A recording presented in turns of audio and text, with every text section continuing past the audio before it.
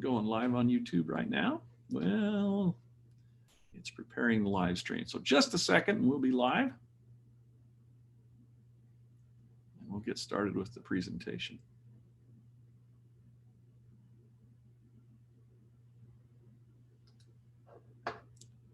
Okay. We are live on YouTube and recording the session here. Welcome, folks. Today's presentation we're going to talk about is pre-trip inspections for commercial motor vehicles. And I'll be doing that presentation. My name's Jason Watterson. Let's start out today with an outline of what we're going to talk about. And just to lead into this, this is a big subject. When I initially had the concept of doing this, I hadn't quite grasped the scope of this, and I put it on as a safety moment, and we try to keep those under a half hour on there, and I went a little bit over in the first one, so I'm going to try really hard to cover this, but realize that this is a little bit bigger subject than we really can cover in the amount of time we have here.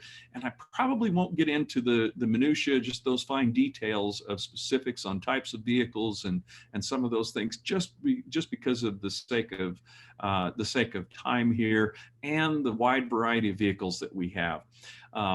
As far as what we're going to talk about today, we're going to talk about what is a commercial motor vehicle, the different classes of those vehicles, the types of inspections that we're obligated to perform, and what the process is to do those pre-trip inspections in particular, and the documentation and maintenance of that documentation that we may have to maintain from that. So we want to talk about commercial motor vehicles because that's really what we're talking about today, not standard light duty pickup trucks or passenger cars. Those types of things are not commercial motor vehicles and don't require this level of pre-trip inspection. We do recommend that you do that every time you drive your personal vehicle, for that matter. Walk around it and make sure that it's in good shape. The tires are pumped up and there's no kids hiding out behind for you to back over, those types of things. But what we're talking about today are commercial motor vehicles. And here's a definition of commercial motor vehicles. They're 10,000 pounds or more gross vehicle weight rating, and that's for the vehicle or a combination of a vehicle and trailer. Designed to transport more than 8 passengers for compensation. So if you get paid, it's at 8, and beyond, if you don't get paid, it's designed or used to transport more than 15 passengers without compensation. So those 15 passenger vans are the level at which we switch from a regular vehicle to a commercial motor vehicle. And then the last area is used in transportation of hazardous materials, and that can be a variety of different vehicles. It's just if we're transporting placardable quantities of hazardous materials in there, it becomes a commercial motor vehicle.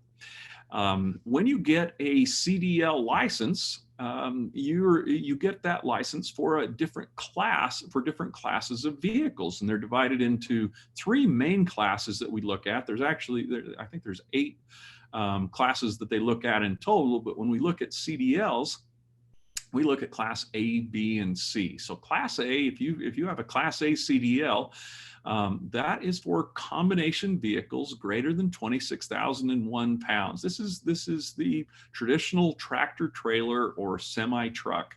And in Utah, you can get a CDL license at 18 years old. From 18 to 21 years old, you can only operate that vehicle intrastate, not interstate. You can't leave. If you cross state lines, then you'd be breaking the law. So these licenses, CDLs for 18 to 21 year olds, are only within the state.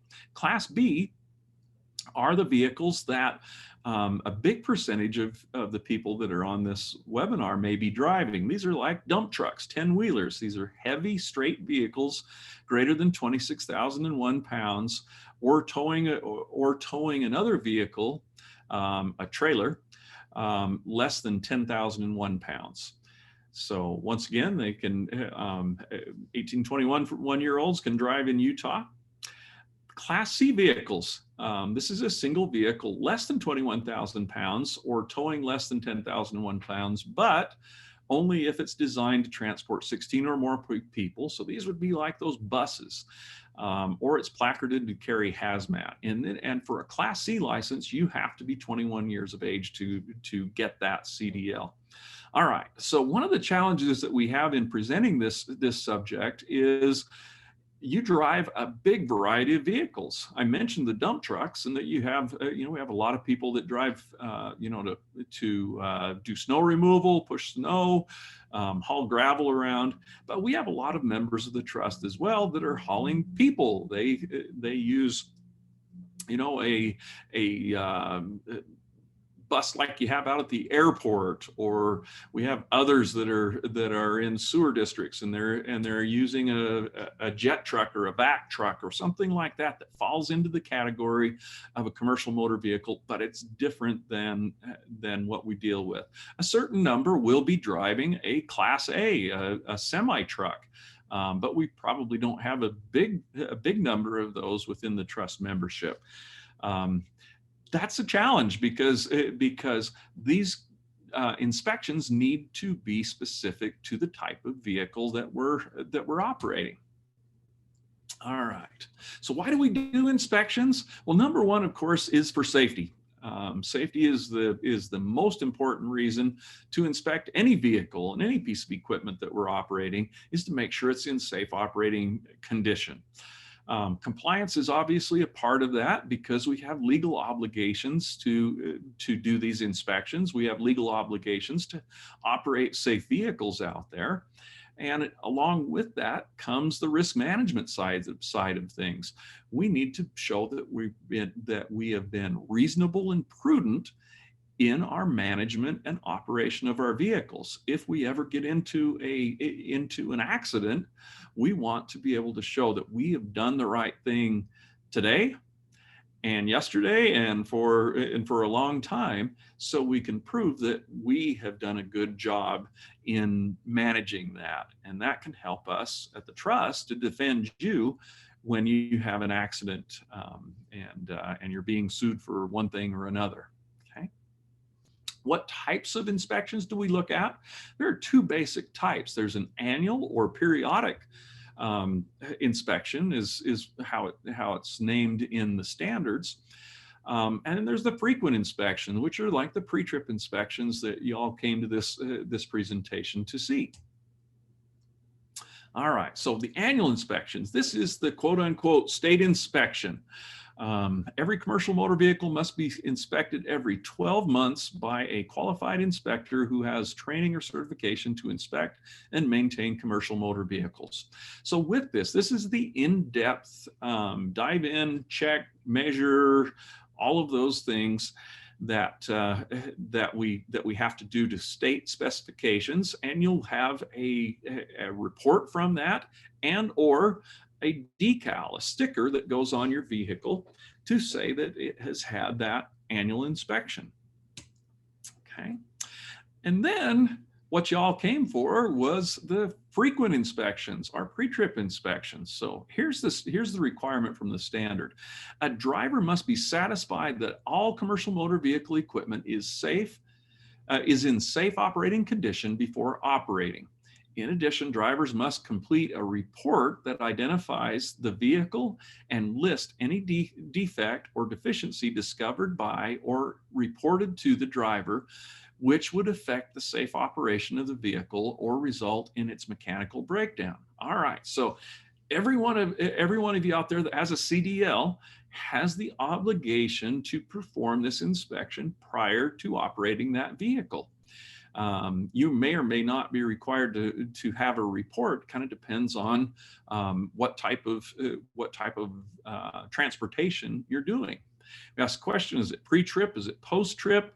The answer is yeah, and it's actually during operation as well. But we do our physical inspection of the vehicle pre-trip, and we look at that. We finish up our report from that post-trip. At the end of our shift, we're going to sign that off and turn that report in to the carrier or our employer. Okay. All right. So the driver vehicle inspection report, when do I have to fill out a physical report, a piece of paper, or an electronic report? And it depends on the type of transportation you're doing. If I'm just carrying property, so I'm hauling gravel or I'm pushing snow or something like that, I need to fill that out when deficiencies that affect safety are noted. Okay. That was a change not that many years ago. Used to be everybody had to do it all the time, or every trip. But it's when we have deficiencies that affect safety. The other option are vehicles carrying passengers, and those need to be documented every day or every trip, every shift that we're on. We have to do those inspections. Now, this is the minimum level. We look at DOT requirements as that's just the very minimum level. What is our recommendation going to be from the trust? Well, our recommendation is that you document these daily. Just like I just mentioned, if we get into an accident, I want to have a pre-trip inspection there that shows that today, before I came out here, I looked at that vehicle and it was in safe operating condition. Otherwise, we're going to have to defend and say, well, I did my inspection. Sure you did. But if I got a piece of paper there showing that I did it today, that's definitely going to help my case. All right. So what do we check in a pre-trip inspection? How do we go about doing that? We'll hit that now. But this is kind of a bad slide because I've got this big long list of things, but I put it on there intentionally because these are the things that DOT requires. The Federal Motor Carrier Safety Administration requires us to check in our pre-trip inspection, and there's a pretty long list of those. But before we do our inspection, we want to make sure that we're prepared to do that. So safety first should always happen in these situations. So simple things like make sure the handbrakes are set. I'm going to be crawling under this vehicle, or at least looking under the vehicle, and that could put me in a risky situation. So put on your safety vest, put on your PPE, your gloves. As we go around these vehicles, make sure the area is safe. Doing a pre-trip inspection should not be done on the side of the freeway. It should not be done where there are a lot of vehicles driving around that would put us at risk. Have yourself in a safe location to do that pre-trip. Have some tools and PPE available. Everybody should have a good pair of gloves on when they do a pre-trip inspection, because we're going to be touching and pulling and prodding and testing various parts of this vehicle.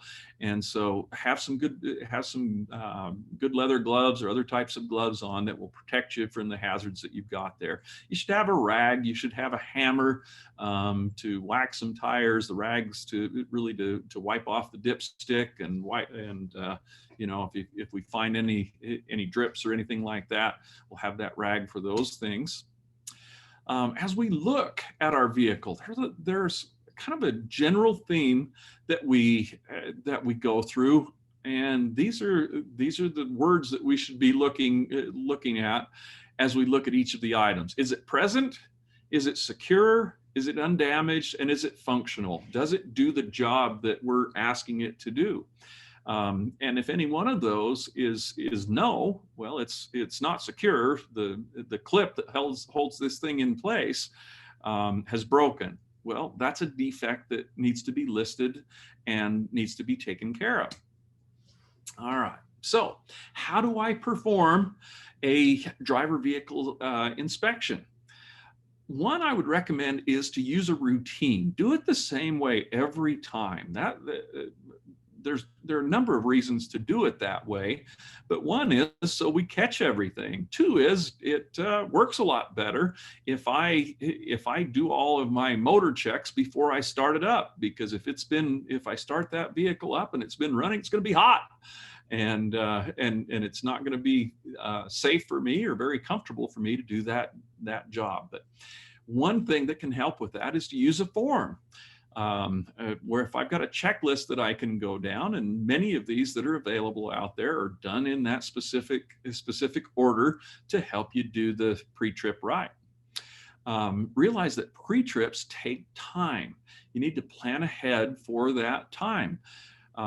Most trainers and most places will say a true pre-trip inspection could take around a half hour. And so we have to plan that time into our schedule and into our day.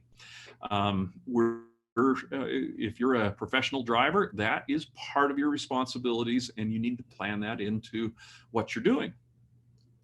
We need to inspect both the truck and the trailer or apparatus that we have. We'll also be inspecting the securement of our loads as well to make sure that they're adequately secured.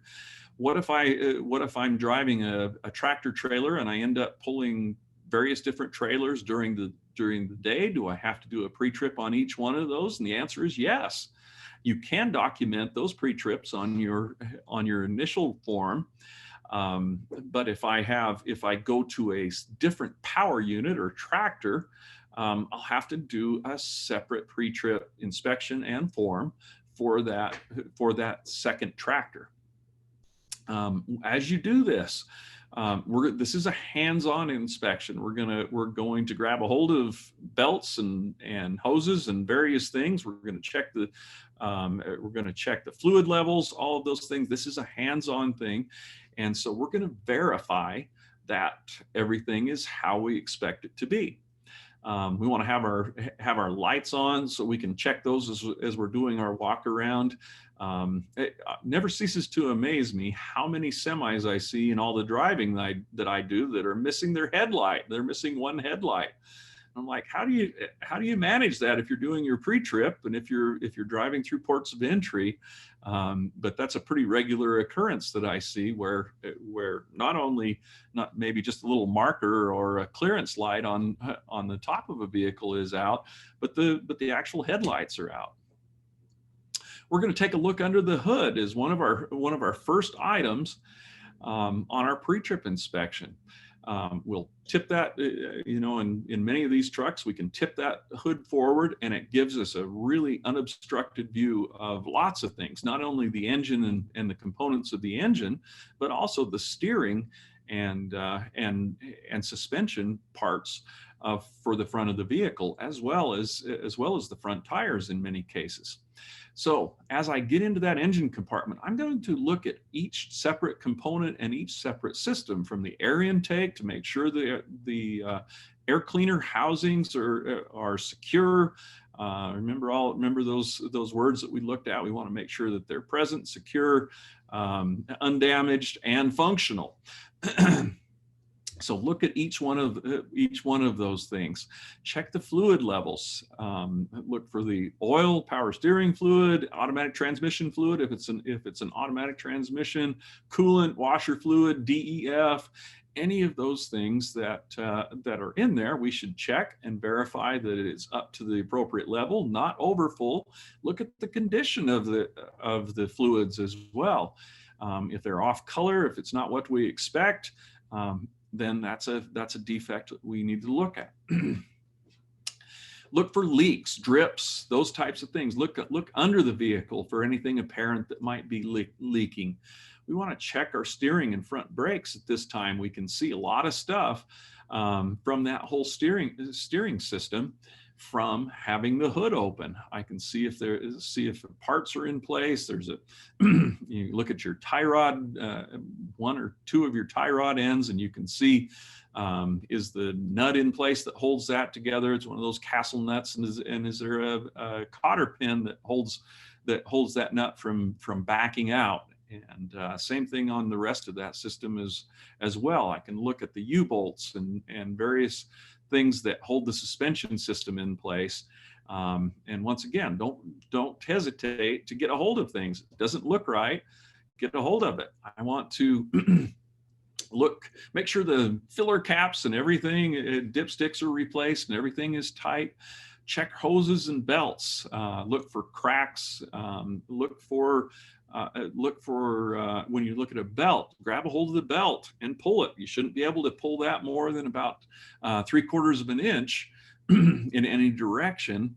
And that would tell you if it has the proper tension on that. Look for the fan, the cooling system, radiator leaks. All of those things are important to look at. As you do your inspections, I recommend that at least to start with, as you're doing this type of work, that you audibly say each thing.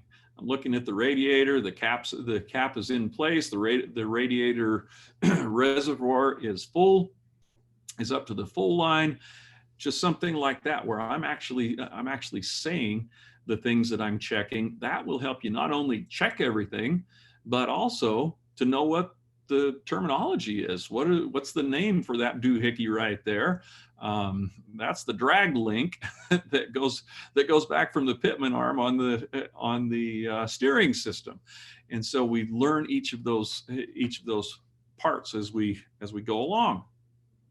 All right, we'll back away from the engine compartment now, but we're going to look over the entire vehicle. We want to check everything from the lighting to the reflectors to one of the most important things that we see are tires. We take a look at those tires and ensure that they have proper pressure. How do I verify pressure on a tire?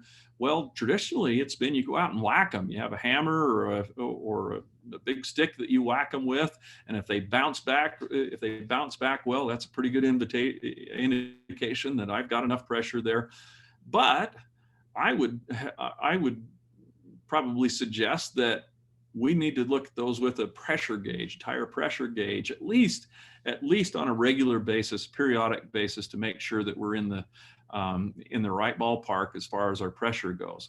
We look at the tread depth. What is the DOT requirement for that? Well, on the steering wheels, 4/30 seconds is the requirement, and 2/30 seconds on the rest of the remaining tires. Well, I think that's getting down pretty low if we're looking at 2/30 seconds and 4/30 seconds. I would definitely make my standard higher than that. I would add at least 1 30-second more on each one of those measurements at the point where I'm going to report that I need to replace those. But I'm also going to be looking for damage on those tires. Have they been, is there a rock between the duals? Can we see where it's where I've got exposed steel belts or anything like that? Any visible damage that I can see. In addition to that, I'm looking at the wheels, the rims. There should never be any welds on there that are not factory welds. We're going to look for cracks. We're going to look to make sure that those lug nuts are sufficiently tight. And there are systems that you can use to see that they are where they're supposed to be. And we're also going to keep looking around those things, around the tires. We have those duals. We definitely want to keep track of those inside duals because those are the ones that are difficult to see. We'll look at our suspension system, make sure that there are no broken leaf springs, that if I have airbags, that those are all inflated and no damage to those. We're going to be looking at our brake system all the way around. These systems are pretty nice because you can inspect the lining of our brake drums and see that they're adequate. Now, from vehicle to vehicle, those linings we might have different standards there. So once again, know your specific vehicle and do your pre-trip inspection specifically for that. You can buy forms for various different types of vehicles out there, or you can create your own, but I would make sure that it's specific to what we're doing. Somebody who's driving a dump truck is going to be checking for rocks in their duals. They're going to be checking for gravel on the top of the trailer, things like that for road safety. That will be very different than somebody who is checking a school bus. They're going or a tour bus. They're going to be looking inside at the passenger experience there, looking to make sure the seats are all secure. They'll be making sure that the emergency exits are functional, et cetera, et cetera. Make it specific for the type of vehicle that you are inspecting. After we've gone around our vehicle, we're going to start the vehicle and check out the motor, check out the gauges, and we'll actually move the vehicle, start it, check the clutch, check the brake pedal, those things, move the vehicle a bit, set the brake again, and then do an additional walk around. All right. As we do this, we want to look at the entire vehicle for damage. Let's see. Once again, learn what to look for. There's some great diagrams in the CDL manual that can help you understand the parts and pieces. When we look at a commercial vehicle's suspension and braking system, they're different than it is on your pickup truck or your car. And so we should learn the terminology and what everything does and what is acceptable for each of those parts. All right, inside the cab, we want to verify that we have our emergency gear. And that emergency gear could involve needs to involve some triangles or flares, a fire extinguisher. That fire extinguisher needs to be charged up. So check the gauge on that, make sure it's accessible. We want to make sure our documents are in the truck as well, our proof of insurance, our registration, the state inspection form, all of those things as well. We're going to check the simple things, the horn, the wipers, the washers, something as simple as your windshield wipers. If they fail, that's something that I need to take that truck out of service until I can get those wipers fixed. If it's a true fail, now there's a difference between they're not wiping quite as good as they ought to, and I'm missing my wiper blades. Okay, I'm going to look at things like my gauges. Are they all functional? And I should be familiar with what is appropriate for each of those gauges. Where should my oil pressure be? Where should it stay? How about my air pressure? Inside, as we do this test inside the vehicle, and one thing that I neglected on that was talking about simple things like, are the safety belts there, or have they become frayed? If they're damaged, that's something that we should note on our report and get those replaced. This is probably one of the bigger challenges that you may have had to deal with on preparing for a CDL, is learning the air brake test, the bleed down test on that. And if you haven't done that very much since you've got your CDL, practice it. There are actually some great YouTube videos out there that will take you through those, and like I said, because of time, I've already exceeded my 30 minutes. Because of time, we don't have time to go through each one of these all of these various things. As I send out the trying to think if we're going to send those out. I have some additional slides here that I just didn't have time for, that goes into a little more detail. I will send those out to everybody who signed up for the webinar. Let's see. What if I find a defect? Well, number one, the most important thing is to get it fixed. We're trying to make this vehicle safe to operate out there. So if I find something, particularly something that can lead to an unsafe condition, I need to get that fixed right away. And in fact, in the standard, it says no motor carrier or intermodal equipment provider shall require or permit any person to operate, nor shall any person operate any motor vehicle or intermodal equipment declared and marked out of service until all repairs required by the out of service notice have been satisfactorily completed. Okay. So there are going to be deficiencies that we find that will be required to take this vehicle out of service.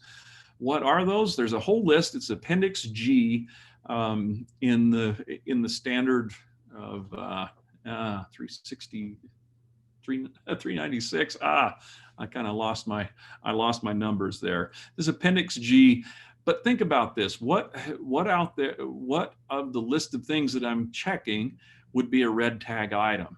Brakes, coupling system, my exhaust, my suspension system, my tires, those types of things. If there's a real defect there, we red tag that and take the vehicle out until we can get it fixed. All right.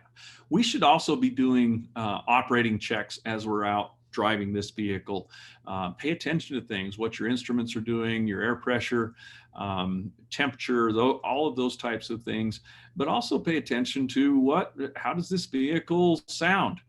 What does it feel like? If we're getting vibrations or things like that, hey, something doesn't smell right. Sometimes literally it doesn't smell right. And we need to take action on those things. And if something isn't right, pull over and let's check it out. And you can adjust your report during your shift as well. Documentation. The driver does the vehicle inspection, and they prepare the report, and they should turn that report into the carrier at the end of the shift. They sign off at the end of the day that that's done. We also have a certification on there from the carrier or your employer that either the deficiencies have been corrected or that they do not constitute a safety hazard, and so we can go on driving without that. The carrier or your employer needs to retain that for at least 3 months. Would I keep those for longer? Yeah, I probably would, just for the reasons that I've stated in the past. What type of forms do you use? You really can come up with your own. They should be vehicle specific. I really am. I kind of like to use a form. You can do online, and that's great. Electronic means of doing these checks, that is great, and that's easy to get the forms to the carrier. But I always like just a 2-part form where you fill it out and then you rip off one and you take the pre-trip into the office and drop it in a box. However works best for you is fine. If you create your own forms, you need to make sure that we have all of the DOT required items on there. Okay. There are tons of resources on this online. So if you're a little rusty on your air brake check, go online. And YouTube has a number of these. This is one that I found. Schneider is one of the big trucking companies, and they put up a YouTube video on their pre-trip, and it's very detailed, and the person does a great job. There's some bad ones out there as well, but this is one that I saw that they did a really nice job in explaining what they were looking for. And you can get into more of the nitty-gritty details that we just didn't have time for today by looking at a couple of those. So just in summary, know your vehicle, know the ins and outs, know the parts, know what they do, know the terminology for each one of those things. Do your inspections every day. I know sometimes we get there and the boss says, hey, we got to push snow, get going. I got to do my pre-trip. This is your professional driver, and your organization is putting themselves out there by driving commercial motor vehicles. Do your inspections, document your inspections, correct the deficiencies. If there's a problem, let's get it fixed before we take that out on the road. Keep your skills current. Learn these things. Like I said, sometimes it's good to go out there and verbally say, that's what that part is, and it is in place, and it's it's where it's supposed to be. It's not damaged, it's secure, and it's doing what it's supposed to be. Lots of stuff. Sorry I went a little bit long on this one, but it's a gigantic subject. Please, if you have any questions or comments, type those into the chat box, and we'll wrap this up right away. Brent, can you see that? Do we have any questions? Or Doug? Whoever's... I'm not seeing any questions there, Jason. You did a great job covering it. Good job. Thanks so much, Brent. All right. You two have anything to add? No, just to emphasize the importance of that documentation And doing it throughout the day. I mean, lots of times damage comes up on a vehicle and it's really hard to trace where the source of that damage was. And so doing a good documentation of your inspection, you know, pre and post trip can really help out with that. But when something bad happens, you know, this is where people are going to go, you know, first off to see if we've been reasonable and prudent, like you were saying. And it's really important to make sure we have that on every vehicle that's out there on the road, especially the commercial vehicles. Great. Thanks, Doug. I really appreciate that. Let's see. Am I reading this question right? What was the YouTube channel that this and all the other videos? Oh, okay. So where are we placing these? You go to YouTube and search for Utah Local Governments Trust. And then when you get there, click on subscribe and then click on the notification bell. And then when we go live on this, you'll get a notification there. And also when we post a new video up there, you'll also get a notification there. So yeah, just go in and search for Utah Local Governments Trust and you've got it. Thanks, folks. I really appreciate your time today. Appreciate all of your attention to safety and making our community safer out there. I know we're living in weird times, but we need to keep focusing on the important things and do the right things each day. So be safe out there and have a great day. All right. I'm gonna stop my